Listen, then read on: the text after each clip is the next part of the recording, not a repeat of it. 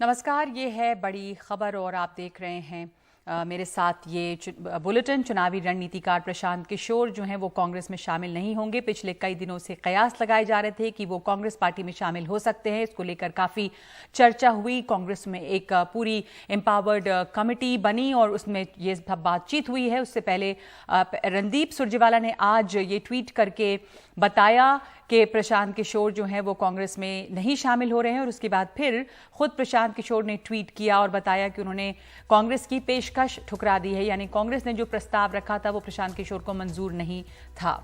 चर्चा थी कि प्रशांत किशोर ने कांग्रेस आला कमान के सामने 2024 चुनावों की रणनीति के लिए एक लंबी चौड़ी प्रेजेंटेशन दी है। उस पीपीटी की काफी चर्चा रही। प्रशांत किशोर ने ट्वीट करके कहा कि एम्पावर्ड एक्शन ग्रुप का हिस्सा बनने और 2024 चुनावों की जिम्मेदारी लेने का कांग्रेस का प्रस्ताव उन्होंने ठुकरा दिया है।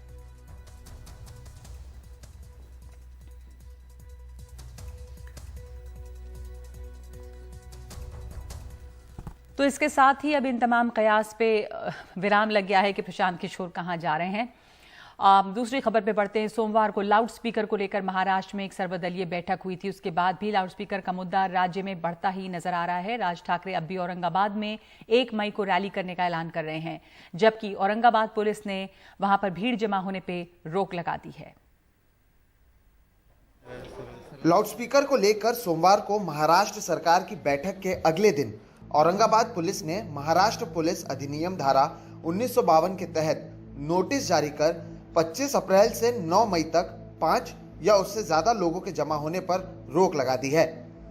उधर राज ठाकरे 1 मई को औरंगाबाद में रैली कर रहे हैं। एमएनएस ने एक वीडियो के जरिए इसका ऐलान किया।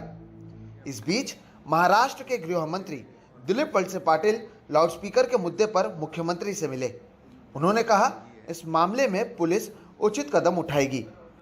कल की जो सर्वदलीय मीटिंग हुई उसमें सारी चर्चा हो गई। अभी उसके बाद में भी अगर उनको पब्लिक मीटिंग लेना है तो इसके बारे में क्या करना है आगे, इसका निर्णय जो है वो औरंगाबाद के पुलिस कमिश्नर करेंगे। मैंने बार बार इसको स्पष्ट किया है कि अगर कानून व्यवस्था बिगड़ने की कोशिश कोई भी करता है तो इसमें सरकार जरूर कार्रवाई करेगी। पिछले कई दिनों से बीजेपी और एमएनएस के नेता शिवसेना के हिंदुत्व पर बयानबाजी कर रहे हैं। सोमवार शाम महाराष्ट्र के मुख्यमंत्री उद्धव ठाकरे ने इस मुद्दे पर अपनी सफाई दी। पण जे गेले काही दिवस चाललेलं आहे, हिंदुत्व सोडलं, शिवसेनेने हिंदुत्व सोडलं, म्हणजे नेमकं काय सोडलं? हिंदुत्व म्हणजे काय धोतर आहे का हो? हे घातलं, नेसलं आणि सोडलं, हे असे नाहीये। एक मुद्दा मी मुद्दामून सांगेन की जे आता आम्हाला हिंदुत्व शिकवत आहेत त्यांनी लक्षात ठेवायला पाहिजे काय तुम्ही हिंदुत्वासाठी केलेलं आहे। ज्या वेळेला बाबरी पाडली गेली होती तेव्हा सुद्धा तुम्ही बिळामध्ये लपला होतात। राम मंदिर बांधण्याचा सुद्धा निर्णय हा तुमच्या सरकारने घेतलेला नाही, तो कोर्टाने दिलेला आहे। आने वाले दिनों में गृह मंत्री औरंगाबाद पुलिस कमिश्नर से मिलकर इस मुद्दे पर चर्चा करेंगे। लेकिन फिलहाल एमएनएस लाउडस्पीकर के मुद्दे पर शांत बैठती नजर नहीं आ रही है। मुंबई से संजय मंडल के साथ सोहित मिश्रा, एनडीटीवी इंडिया। धर्म संसदों में हेट स्पीच के ऊपर सुप्रीम कोर्ट सख्त हो गया है। उसने उत्तराखंड सरकार को चेतावनी दी है और हिमाचल सरकार से जवाब तलब किया है। साथ ही रुड़की में होने वाले धर्म संसद के ऊपर भी अभी से चेतावनी दे दी है। धर्म संसदों में मुस्लिमों के खिलाफ हेट स्पीच पर सुप्रीम कोर्ट ने अब शिकंजा कस दिया है।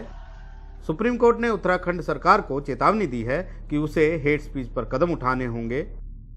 अदालत ने कहा अगर बुधवार को रुड़की में धर्म संसद में हेट स्पीच हुई तो मुख्य सचिव जिम्मेदार होंगे। हम मुख्य सचिव को अदालत में तलब कर लेंगे।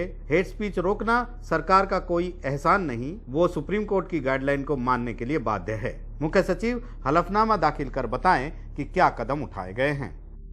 वहीं ऐसी ही धर्म संसद हिमाचल के ऊना जिले में 17 से 19 अप्रैल को हुई। फिर से हेट स्पीच दी गई, लेकिन अब सुप्रीम कोर्ट ने हिमाचल सरकार को आड़े हाथों लिया है। अदालत ने कहा सरकार को ऐसी गतिविधि को रोकना होगा।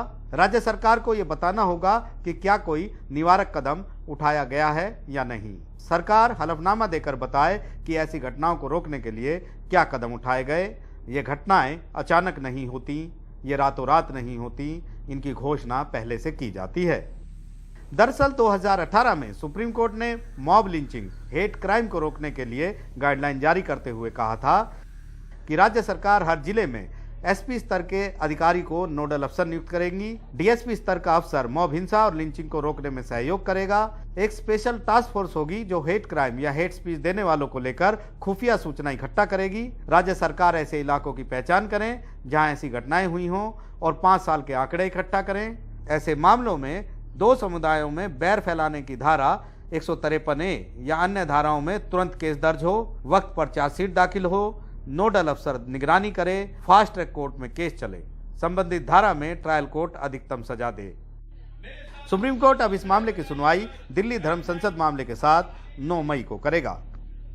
अपने इस कदम से सुप्रीम कोर्ट ने साफ कर दिया है कि अब वो वक्त आ गया है जब हेट क्राइम जैसे अपराधों को सख्ती से निपटना होगा। इसके लिए चाहे उसे कड़े कदम उठाने पड़े या फिर किसी बड़े अधिकारी को कटघरे में खड़ा करना पड़े।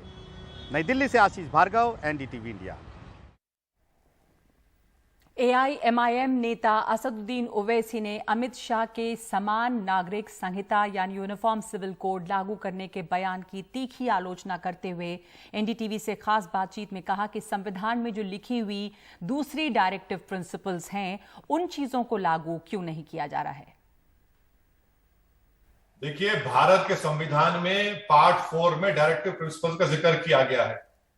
बीजेपी पहले बतला दे यूनिफॉर्म सिविल कोड में और कॉमन सिविल कोड में फर्क क्या है। मैं चैलेंज कर रहा हूं देश के होम मिनिस्टर को कि क्या डायरेक्टिव प्रिंसिपल में ये नहीं कहा गया आर्टिकल 47 में कि शराब पर पाबंदी आयद होनी चाहिए, अल्कोहल बंद होना चाहिए?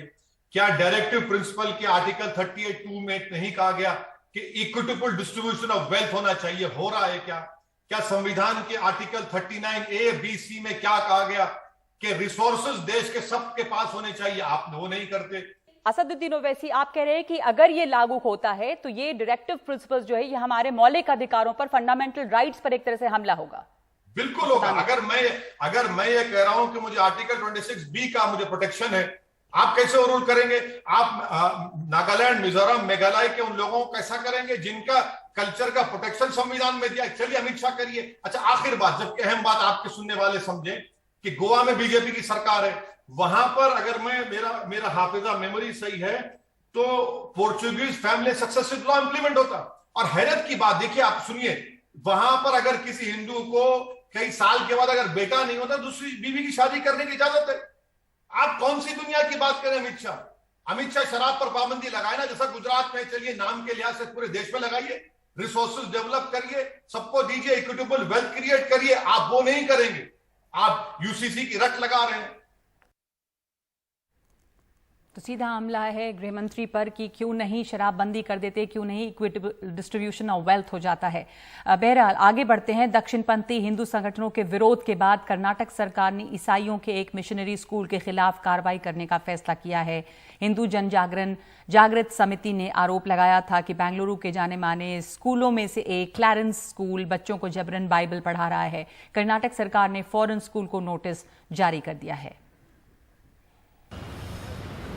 क्लेरेंस स्कूल में बाइबल पढ़ाई जाती है, ये शिकायत हिंदू जन जागृति समिति ने दोपहर को की, लेकिन शिक्षा मंत्री बीसी नागेश ने सुबह में ही क्लेरेंस स्कूल को नोटिस जारी कर दिया, national childs right protection commission के पत्र पर। वह स्कूल बहुत गलत कर चुका है।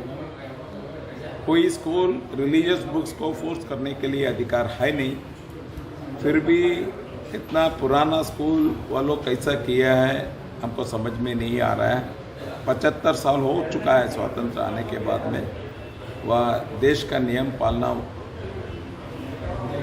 उसका धर्म था, वह नियम के उल्लंघन कर चुका है। इसको नोटिस ने डिपार्टमेंट दे चुका है। रिप्लाई आने के बाद में लीगल एक्शन क्या लेना और लीगल डिपार्टमेंट के बात करके हम लोग लेने वाला है। हिंदू जन जागृति समिति के आरोप प्रत्यारोप के बाद national commission for the protection of child rights ने बेंगलुरु डीसी को 7 दिनों के अंदर जांच रिपोर्ट देने को कहा है। आयोग ने कहा कि स्कूल में जबरन बाइबल पढ़ाना पहली नजर में आर्टिकल 25 और आर्टिकल 28 का उल्लंघन है। आज जब बीजेपी सरकार बोल रही है कि क्लैरेंस स्कूल ने कंपलसरी किया है तो गलत किया है, कल वो खुद बोल रहे थे कि हम भगवत गीता लाएंगे, अब ये बोल रहे हैं कि हम बाइबल लाएंगे, कोई और बोलेगा कुछ और लाएंगे। ऐसे नहीं होना चाहिए। इस देश को आगे बढ़ाना है। इस विश्व का अगर हमें गुरु बनना है तो बच्चों को साइंटिस्ट बनाओ, इंजीनियर्स बनाओ, इन्वेंटर्स बनाओ और इस क्षमता को आप उभारो उसमें। हिजाब के बाद अब बाइबल। दक्षिणपंथी हिंदू संगठन बेलगाम हैं, आम लोग परेशान हैं क्योंकि धार्मिक उन्माद इस राज्य की पहचान नहीं रही है। बसवराज बोम्मई सरकार चुप है क्योंकि विधानसभा चुनावों को तकरीबन 1 साल का ही वक्त अब बचा है। ऐसे में इन लोगों के खिलाफ कार्रवाई करके वो अपना जनाधार कमज़ोर करना नहीं चाहते। बेंगलुरु से कैमरामैन कुमार के साथ निहाल खिदवई, एनडीटीवी इंडिया। दिल्ली के बालसवा लैंडफिल साइट पर ज़बरदस्त आग लगी है।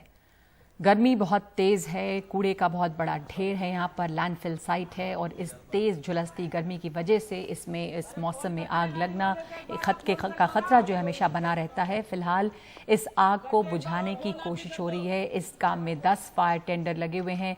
इसमें किसी के हताहत होने की खबर नहीं आई है।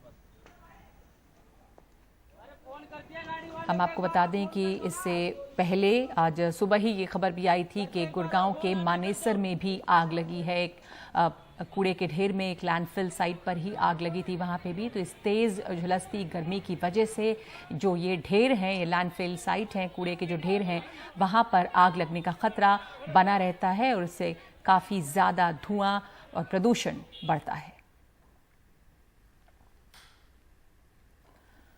तो इस वक्त बड़ी खबर में इतना ही। आपको बता दें कि रात के 10 बजे ज़रूर देखिएगा बीबीसी दुनिया। एक झलक देखिए आज बीबीसी दुनिया में क्या है फोकस।